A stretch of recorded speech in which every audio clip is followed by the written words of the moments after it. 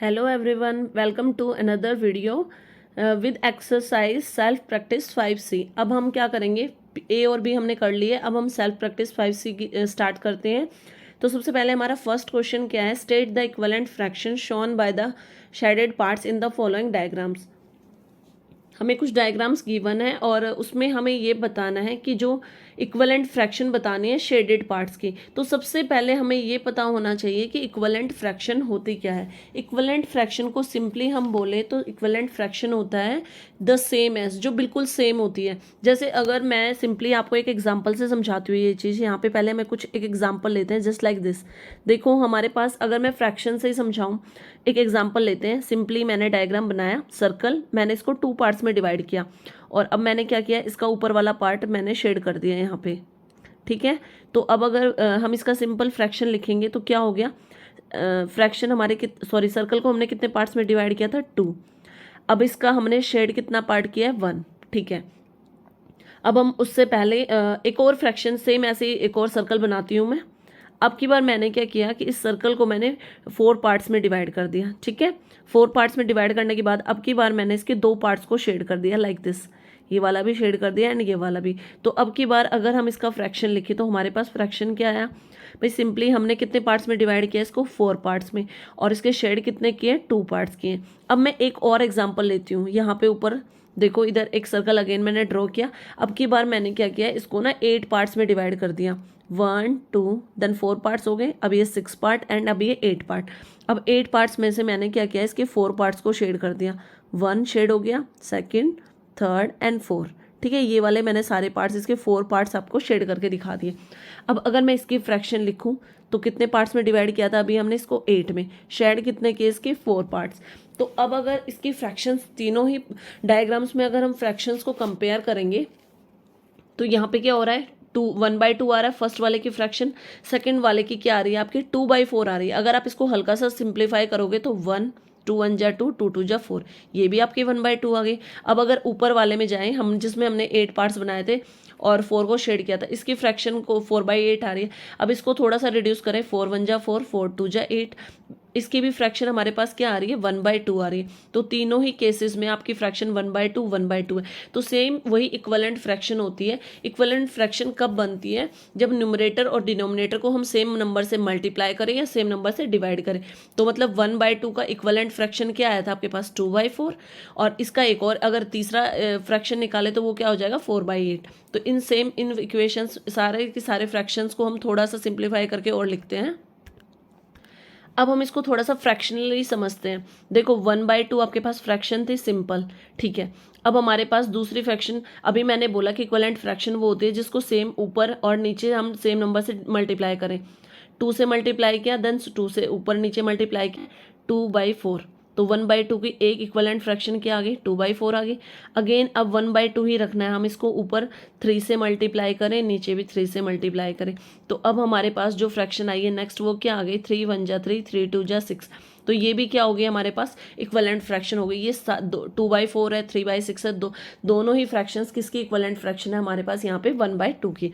अब इसके बाद हम अपने क्वेश्चंस को सॉल्व करना स्टार्ट करते हैं। अब ए पार्ट में हम आपको 2 सर्कल नजर आ रहे हैं। फर्स्ट सर्कल को देखिए यहाँ पे हम, तो फर्स्ट सर्कल कितने पार्ट्स में डिवाइडेड है, 2 पार्ट्स में, और इसमें शेडेड पार्ट क्या है, 1। तो इसकी हमारे पास फ्रैक्शन क्या आ गई, 1/2। अब दूसरे सर्कल को हम देखें तो दूसरा सर्कल हमारे पास कितने पार्ट्स में डिवाइडेड है, हम पार्ट्स को काउंट करते हैं, 1 2 3 4 5 एंड 6। कितने पार्ट्स में डिवाइडेड है, 6 पार्ट्स में डिवाइडेड है। तो अब की बार हमारे पास डिनोमिनेटर में क्या आ गया, 6, और इसके शेडेड पार्ट्स कितने आपके पास, 3। तो इसका क्या आ गया हमारे पास इक्विवेलेंट फ्रैक्शन, इसका फ्रैक्शन क्या आ गया, 3/6। तो हमें क्वेश्चन में यही बताना था कि 1/2 का इक्विवेलेंट फ्रैक्शन हमारे पास क्या आया है, 3/6। अब हम इसके बी पार्ट को देखें तो बी पार्ट में हमारे पास क्या नज़र आ रहे हैं, 2 रेक्टेंगुलर शेप नज़र आ रही है हमें। तो फर्स्ट रेक्टेंगुलर शेप में अगर हम नंबर ऑफ पार्ट्स हमारे काउंट करें तो कितने पार्ट्स हैं इसके, 1 2 3 एंड 4 पार्ट्स हैं। तो टोटल इसका फ्रैक्शन क्या हो गया, 4 पार्ट्स है। उसमें से शेडेड पार्ट कौन सा, ओनली 1 है, तो इसका फ्रैक्शन क्या आ गया, 1/4। ऐसे ही हम दूसरी वाली फिगर में, रेक्टेंगुलर फिगर में, इस बार इसको कितने पार्टीशंस में डिवाइड किया गया, 1 2 3 4 5 6 7 एंड 8। कितना हो गया इसका 8 अपॉन में इसके साइडेड पार्ट्स कितने हमारे पास 1 1 एंड 2, तो इसका फ्रैक्शन क्या हो गया 2/8। इट मीन्स यहाँ पे 1/4 के इक्वलेंट फ्रैक्शन क्या हो गई हमारे पास 2/8। अब हम अपने सी पार्ट के फिगर को देखें तो फर्स्ट फिगर में हमारे पास कितने पार्टीशंस है 1 2 3 4 एंड 5, तो हमारे पास फ्रैक्शन क्या होगी 5 अपॉन में कितने शेडेड पार्ट है इसका 1 एंड 2 पार्ट शेडेड है, तो इसके फ्रैक्शन हो गए 2/5। अब दूसरी फिगर में देखिए तो अब पहले पार्टीशंस को काउंट करते हैं, कितने पार्टीशन है 1 2 3 4 5 6 7 8 9 10, कितने पार्टीशन हो गए हमारे पास 10। अब उसमें से शेडेड पार्ट कितने हमारे पास 1 2 3 एंड 4, तो हमारे पास फ्रैक्शन के आ गए यहाँ पे 4/10, यानी हमें क्वेश्चन में क्या बताना था इक्वलेंट फ्रैक्शन, तो 2/5 की इक्वलेंट फ्रैक्शन हमारे पास क्या हो गई है 4/10। अगर अब हम डी पार्ट में आते हैं, डी पार्ट में हमारे पास जो फिगर गिवन है 2 फिगर दे रखी है हमारे पास। इसमें सबसे पहले हम फर्स्ट वाले फिगर में पार्ट कितने पार्ट्स में डिवाइडेड है उसको काउंट करते हैं 1 2 3 4 5 6 7 8 9, तो इसका डिनोमिनेटर क्या हो गया हमारे पास 9। 9 में से कितने पार्ट्स हमारे शेडेड है, शेडेड पार्ट्स को रेड कलर से रिप्रेजेंट कर रखा है 1 2 एंड 3, तो इसकी फ्रैक्शन के आ गए हमारे पास 3/9। अब ऐसे ही दूसरी फिगर में चलते हैं, कितने पार्ट्स में डिवाइडेड है 1 2 एंड 3, तो डिनोमिनेटर में हमारे पास क्या आ गया 3, और इसमें कितना पार्ट शेडेड है इसका 1, तो 1/3, तो इट मीन्स हमारे पास जो 1/3 इक्वलेंट फ्रैक्शन क्या आ गई हमारे पास यहाँ पे 3/9। अब सबसे पहले हम अपने ई पार्ट में आते हैं। ई पार्ट में हमारे पास 2 रेक्टेंगुलर शेप फिगर्स गिवन है, तो सबसे पहले फर्स्ट फिगर में देखते हैं हम कि कितने पार्ट्स में फिगर हमारे पास डिवाइडेड है।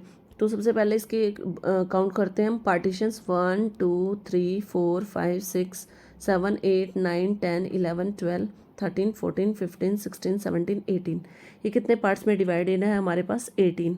अब 18 पार्ट्स में से इसके शेडेड पार्ट्स कितने हो गए, जो रेड पार्ट्स में उनको अगेन काउंट करते हैं 1 2 3 4 5 6, तो इसका फ्रैक्शन क्या हो गया 6/8। अब हमारे पास दूसरी फिगर में चलते हैं हम।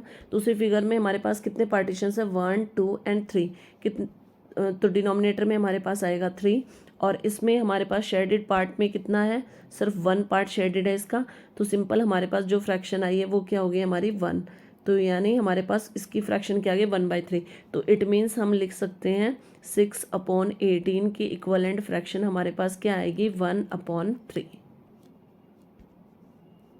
Now come to last part of this question, part F. F part में भी हमारे पास 2 फिगर्स गिवन है। सबसे पहले हम फर्स्ट फिगर में देखते हैं, तो हमारे पास जो फिगर है रेक्टेंगुलर शेप है, अगेन ये हमारे पास कितने पार्ट्स में डिवाइडेड है 1 2 3 एंड 4 पार्ट्स में डिवाइडेड है, तो हमारे पास डिनोमिनेटर में क्या आएगा 4।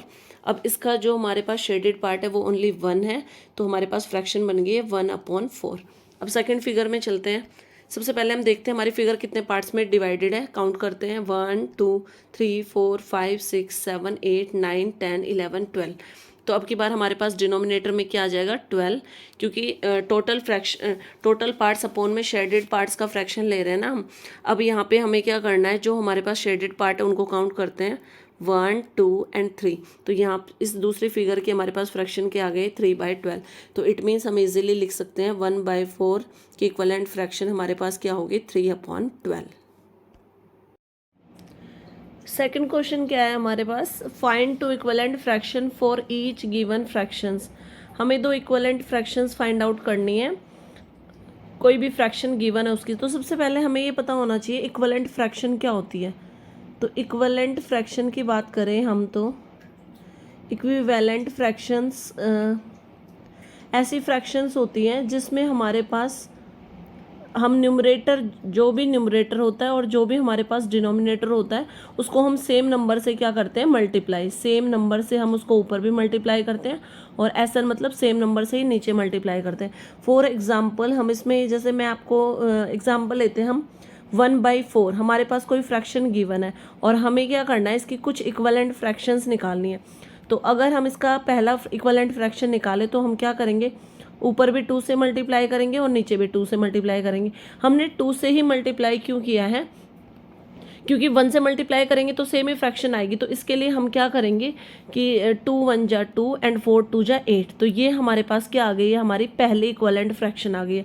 अब सेम नंबर से हम कितनी भी इक्वलेंट फ्रैक्शन निकाल सकते हैं। अगर इसी नंबर से हम second equivalent fraction find out करें तो 1/4 है इसको। अब हमारे पास 2 के बाद नेक्स्ट नंबर क्या आता है, 3 आता है। तो हम ऊपर भी 3 से मल्टीप्लाई करेंगे और नीचे भी, मतलब न्यूमरेटर को भी और डिनोमिनेटर को भी। मल्टीप्लाई करने के बाद हमारे पास क्या है, 3 1 जा 3, 4 3 जा 12। तो अब हमारे पास सेकेंड इक्वलेंट फ्रैक्शन क्या आ गई, 3/12। तो ये सारी हो गई हैं हमारे पास इक्वलेंट फ्रैक्शन, जिसमें हम क्या करते हैं, न्यूमरेटर और डिनोमिनेटर को सेम नंबर से मल्टीप्लाई भी करते हैं। बट कई केसेस में क्या होता है हमारे पास, जैसे हम एक और एग्जाम्पल लेते हैं, जैसे हमारे पास कोई थोड़ा सा बड़ा नंबर आ गया है, तो हम उसको इक्विवेलेंट फ्रैक्शन निकालने के लिए, सपोज हमारे पास नंबर है, जैसे मैंने एक एग्जांपल लिया 5/20, ठीक है। अब इस नंबर को अगर हम इक्विवेलेंट फ्रैक्शन में करें तो इक्विवेलेंट फ्रैक्शन हमें मल्टीप्लिकेशन भी कहती है सेम नंबर से, और अगर इसका इक्विवेलेंट फ्रैक्शन निकाले तो हम इसको क्या कर सकते हैं, डिवाइड भी कर सकते हैं सेम नंबर से। जैसे कि 5 को 5 से डिवाइड करोगे और 20 को भी क्या करोगे, आप 5 से डिवाइड करोगे। यहाँ पे क्या किया है मैंने, सेम नंबर को यूज़ किया है। तो 5 को 5 से डिवाइड करेंगे हमारे पास 1 आएगा, और 20 को 5 से डिवाइड करेंगे तो हमारे पास आएगा 4। तो 1/4 भी हमारे पास क्या हो गई है, इक्विवेलेंट फ्रैक्शन हो गई है। तो अगर हमारे पास कोई बड़ा नंबर गिवन होता है तो हम उसको सिंपलेस्ट फॉर्म में डिवाइड करके भी उसकी इक्विवेलेंट फ्रैक्शन निकाल सकते हैं, और अगर सिंपल नंबर गिवन है हमारे पास तो हम उसको मल्टीप्लाई भी करके उसकी इक्विवेलेंट फ्रैक्शन निकाल सकते हैं। लेकिन अगर हम यहाँ पे डिवाइड करते हैं तो भी हमें सेम नंबर लेना है, और अगर हम मल्टीप्लाई करते हैं तो भी हमें सेम नंबर लेना है। तो अब हम अपना क्वेश्चन सॉल्व करना स्टार्ट करते हैं। अब हमारे पास जो ए पार्ट में क्वेश्चन गिवन है आपके पास, वो है 5/20। अब आपको क्या करना है, इसकी 2 इक्विवेलेंट फ्रैक्शन निकालने हैं, क्योंकि क्वेश्चन में हमें क्या बोला है कि 2 इक्विवेलेंट फ्रैक्शन फाइंड आउट करनी है। तो हम इसकी इक्विवेलेंट फ्रैक्शन फाइंड आउट करते हैं। इस इक्विवेलेंट फ्रैक्शन में हमारे सभी के मतलब मल्टीपल आंसर्स हो सकते हैं। ज़रूरी नहीं कि बुक के आंसर है वही हमारे पास मैच करे, हम कोई भी आंसर लिख सकते हैं। सिंपल मैं इसको 2 तरीके से आपको करके दिखाती हूँ। पहले देखो हमारे पास 5/20 है, मैंने पहले बताया था मल्टीप्लिकेशन वाला। उसमें अगर देखो 1 से मल्टीप्लाई करेंगे तो सेम ही नंबर आएगा। तो हम क्या करते हैं, हमारे पास जो भी न्यूमरेटर में 5 है तो हम इसको 2 से ऊपर मल्टीप्लाई करेंगे, 2 से नीचे मल्टीप्लाई करेंगे। तो यहाँ से हमारे पास क्या आ गया, 5 2 जा 10 एंड 20 2 जा 40। तो ये हो गया हमारे पास फर्स्ट इक्विवेलेंट फ्रैक्शन। अब अगर हम इसी नंबर की सेकंड इक्विवेलेंट फ्रैक्शन निकालें तो अगेन हम क्या करेंगे, ऊपर भी 3 से मल्टीप्लाई करेंगे और नीचे भी 3 से मल्टीप्लाई करेंगे। तो हमारे पास क्या आ गया, 5 3 जा 15 एंड 23 जा 60। तो ये हमारे पास 2 इक्विवेलेंट फ्रैक्शन आ गई हैं, और ये हमने निकाली है मल्टीप्लिकेशन से। अब सिंपल मैंने आपको अभी बताया था कि 5/20 है, इसको हम डिवीज़न मेथड से भी इसके इक्विवेलेंट फ्रैक्शन निकाल सकते हैं। डिवीज़न में हम क्या करेंगे, इसको 5 को 5 से ही डिवाइड करेंगे न्यूमरेटर में भी, और डिनोमिनेटर में भी किससे डिवाइड करेंगे, 5 से। तो हमारे पास क्या आ गया, 5 को 5 से डिवाइड करेंगे 1 आएगा, और 20 को 5 से डिवाइड करेंगे 4 आ गया। तो 1/4 भी हमारे पास क्या आ गई, इक्विवेलेंट फ्रैक्शन आ गई है। तो इस वाले क्वेश्चन के लिए आपके मल्टीपल आंसर्स हो सकते हैं। तो फर्स्ट में हमारे पास 3 आंसर्स आ गए, हमें 2 पूछे थे, कोई भी 2 जो आपको अच्छे लगे वो आप इसमें लिख सकते हो। नेक्स्ट नंबर हमारे पास गिवन है, फ्रैक्शन गिवन है 7/42। अब इसको मैं मिक्स करती हूँ। सबसे पहले ये थोड़ा सा बड़ा है तो हम क्या करेंगे, इसमें डिवीज़न यूज़ कर लेते हैं। 7 को 7 से ही न्यूमरेटर में डिवाइड करते हैं और 7 से ही डिनोमिनेटर में डिवाइड करते हैं। तो अब हमारे पास फर्स्ट इक्विवेलेंट फ्रैक्शन क्या आ गई है, 1 एंड 42 7 के टेबल में कहाँ पे आता है, 6। तो फर्स्ट इक्विवेलेंट फ्रैक्शन क्या आ गई है आपके पास, 1/6। अब सेकेंड इक्विवेलेंट फ्रैक्शन निकालने के लिए सेम नंबर को लिखो। अब इसको क्या करेंगे, हम अगेन किससे मल्टीप्लाई करेंगे, ऊपर भी 2 से मल्टीप्लाई, न्यूमरेटर में भी और डिनोमिनेटर में भी 2 से मल्टीप्लाई करेंगे। तो यहाँ पे हमारे पास आंसर क्या आ जाएगा, 7 2 जा 14 एंड 42 को 2 से मल्टीप्लाई करेंगे तो हमारे पास आ गया 84। तो मैंने एक डिवीज़न वाला मेथड यूज़ कर लिया और एक मल्टीप्लिकेशन वाला मेथड यूज़ कर लिया। तो हमारे पास आंसर क्या है, 2 इक्विवेलेंट फ्रैक्शंस 1/6 एंड 14/84। अब हमारा सी पार्ट करते हैं हम। सी पार्ट में हमारे पास क्या गिवन है, 6/21। अब सबसे पहले मैं इसमें डिवीज़न मेथड यूज़ कर रही हूँ। हम क्या कर रहे हैं, इसको 3 से डिवाइड करते हैं। 6 को भी 3 से डिवाइड करेंगे, और न्यूमरेटर में जो हमारे पास 21 है इसको भी 3 से डिवाइड करेंगे। डिवाइड करने के बाद में हमारे पास आंसर क्या आएगा, 3 2 जा 6, न्यूमरेटर में आएगा 2 हमारे पास, और डिनोमिनेटर में 21 को 3 से डिवाइड करते हो तो हमारे पास आएगा 7। तो फर्स्ट इक्विवेलेंट फ्रैक्शन आपके पास क्या आ गई है, 2/7। अब अगेन हम इसको क्या करेंगे, क्योंकि 2 इक्विवेलेंट फ्रैक्शन निकालनी थी ना, तो दोबारा से अब की बार 6/21 लिखेंगे। अब की बार हम क्या यूज़ करेंगे, इसके लिए हमारे पास मल्टीप्लिकेशन मेथड यूज़ करेंगे हम। तो क्या करेंगे, हम ऊपर भी 2 से मल्टीप्लाई करेंगे और नीचे भी 2 से मल्टीप्लाई करेंगे। अब हमारे पास सेकंड इक्विवेलेंट फ्रैक्शन क्या आ जाएगी, 6 को 2 से मल्टीप्लाई करेंगे हमारे पास आएगा 12, एंड 21 को 2 से मल्टीप्लाई करेंगे तो हमारे पास आएगा 42। तो ये हमारे पास आ गई है सेकंड इक्विवेलेंट फ्रैक्शन। अब हम अपना डी पार्ट करते हैं। डी पार्ट में हमारे पास क्या गिवन है, 12/15। अब मैं इसमें पहले डिवीज़न मेथड यूज़ कर रही हूँ। 12/15 है हमारे पास, तो सबसे पहले ये किससे डिवाइड होगा, हमारे पास 3 के टेबल से डिवाइड होगा। तो हम 3 से ही न्यूमरेटर को डिवाइड करेंगे और 3 से ही हम अपने डिनोमिनेटर को डिवाइड करेंगे। डिवाइड करने के बाद हमारे पास क्या आएगा, ऊपर न्यूमरेटर में आ जाएगा 4 और डिनोमिनेटर में आ जाएगा 5। तो फर्स्ट इक्विवेलेंट फ्रैक्शन हमारे पास क्या आ गई है, 4/5। सेकेंड इक्विवेलेंट फ्रैक्शन लिखने के लिए 12/15 दोबारा लिखेंगे। अब हम क्या करते हैं, मल्टीप्लिकेशन के लिए ऊपर भी 2 से मल्टीप्लाई और नीचे भी 2 से मल्टीप्लाई, मतलब न्यूमरेटर और डिनोमिनेटर दोनों को 2 से मल्टीप्लाई करेंगे। 12 को 2 से मल्टीप्लाई करेंगे हमारे पास आएगा 24, और 15 को 2 से मल्टीप्लाई करेंगे हमारे पास आएगा 30। तो जो सेकंड इक्विवेलेंट फ्रैक्शन आई है वो क्या आ गई है हमारे पास, 24/30। लास्ट हमारे पास इसका ई पार्ट है। ई पार्ट में हमारे पास क्या है, 24/48। सिंपली सबसे पहले हम इसको डिवीज़न में यूज़ करेंगे, डिवीज़न मेथड, मतलब न्यूमरेटर में भी 3 से डिवाइड करेंगे और डिनोमिनेटर में भी हम 3 से डिवाइड करेंगे। 24 को 3 से डिवाइड करेंगे तो हमारे पास आएगा 8, और न्यूमरेटर में अपॉन में 48 को 3 से डिवाइड करेंगे तो हमारे पास आएगा 16। यानी फर्स्ट इक्विवेलेंट फ्रैक्शन हमारे पास क्या आ गई है, 8/16। सेकेंड इक्विवेलेंट फ्रैक्शन निकालने के लिए 24/48 लिखेंगे। अब हम क्या करेंगे, इसको ऊपर न्यूमरेटर में भी 2 से मल्टीप्लाई, डिनोमिनेटर में भी 2 से मल्टीप्लाई करेंगे। 24 को 2 से मल्टीप्लाई करेंगे तो हमारे पास आएगा 48, और जब हम 48 को 2 से मल्टीप्लाई करेंगे तो हमारे पास आएगा 96। तो यानी ये हमारे पास क्या आ गई है, सेकेंड इक्विवेलेंट फ्रैक्शन।